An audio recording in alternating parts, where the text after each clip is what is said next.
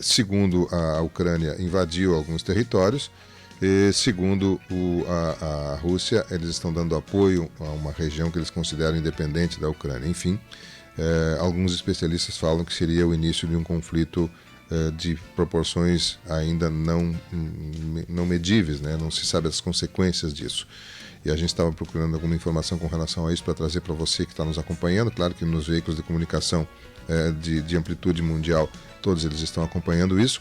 E a Rede Gaúcha Sat, com a Jeane Guerra, tem informações sobre esse tema. Ela contata com o Rodrigo Lopes, né, que traz informações do posicionamento das autoridades ao redor do mundo e também informações sobre a ofensiva russa contra a Ucrânia. Vamos à Rede Gaúcha Sat com Jeane Guerra.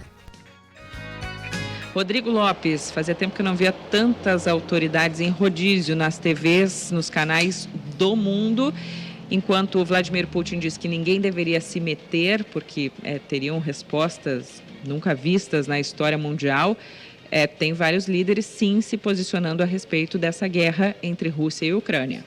Tem sim, nesse momento, Andressa, inclusive a presidente da Comissão Europeia, a Ursula von der Leyen, que está ao lado do secretário-geral da OTAN, ela fala e disse o seguinte: Putin ordenou ações contra um povo inocente, o que mostra uma fala conjunta. A presença da Ursula von der Leyen ao lado dos líderes da OTAN mostra uma fala unificada do Ocidente em oposição à Rússia. Mais cedo, Biden, presidente dos Estados Unidos, prometeu mais sanções a Moscou após a reunião com o G7, o grupo das 7 maiores economias do mundo, que deve acontecer na sequência. O presidente francês Emmanuel Macron também se manifestou, disse o seguinte: vamos apoiar a Ucrânia sem hesitar. Boris Johnson, do Reino Unido, disse que os nossos piores medos se tornaram realidade com a invasão da Ucrânia. A invasão essa, realizada por Putin, disse ele, sem que houvesse provocação. Boris Johnson disse que o Reino Unido e o mundo não podem ficar de braços cruzados e o ataque à Ucrânia é a maior catástrofe para o continente europeu, na expressão do primeiro-ministro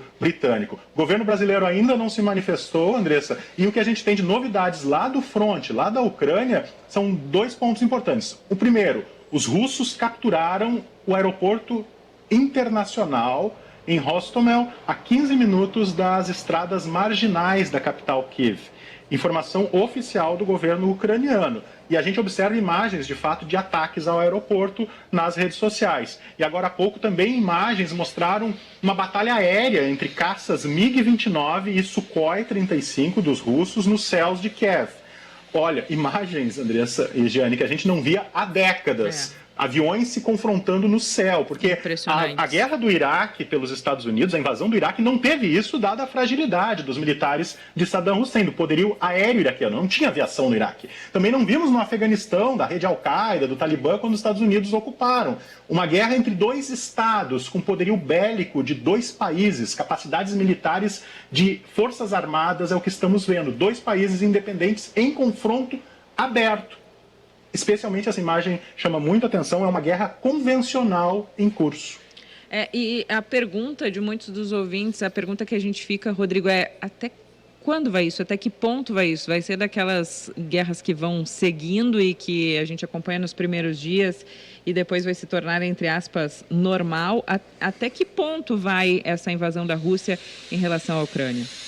A primeira impressão que a gente tem, a partir dos primeiros movimentos, é de que será uma guerra muito mais custosa, muito mais demorada do que aquela ocupação rápida e veloz, como uma Blitzkrieg alemã lá na Crimeia em 2014. E a Ucrânia hoje está muito mais preparada militarmente, armada pelo Ocidente, não para resistir ao Putin e às tropas da Rússia, mas pelo menos a infligir alguns danos consideráveis à Rússia. Os objetivos de Putin começam a ficar mais claros também. Primeiro, a destruição das capacidades militares da Ucrânia, a desmilitarização do país, ou seja, deixar a Ucrânia submissa aos interesses russos, a neutralização do poderio militar da Ucrânia. Outro desejo de Putin, tentar arrancar aí alguma garantia por escrito de que a Ucrânia não vai entrar nunca na OTAN. Outro possível objetivo, mudança de regime, porque como a gente está vendo, o Putin está indo além das regiões separatistas do Donbas, está atacando outras cidades da Ucrânia. Isso significa que ele pode estar indo em direção a uma queda do presidente ucraniano Volodymyr Zelensky, para colocar um títere no seu lugar, um presidente pró-russo. E talvez no futuro aí uma reconstrução da esfera de influência da antiga União Soviética, ou seja, pró-russa, não só na Ucrânia, com um governo favorável à Rússia, mas também, como a gente já viu, em Belarus, a antiga Bielorrússia. Agora temos uma informação extraoficial aqui de fontes no Itamaraty que dão conta, Andressa Jean, de que o Brasil prepara uma posição mais dura nas próximas horas contra a Rússia. Bem, a gente vai ter que ficar no aguardo, né? E como eu estava falando antes, ninguém sabe as consequências desses atos que começaram na madrugada de hoje lá.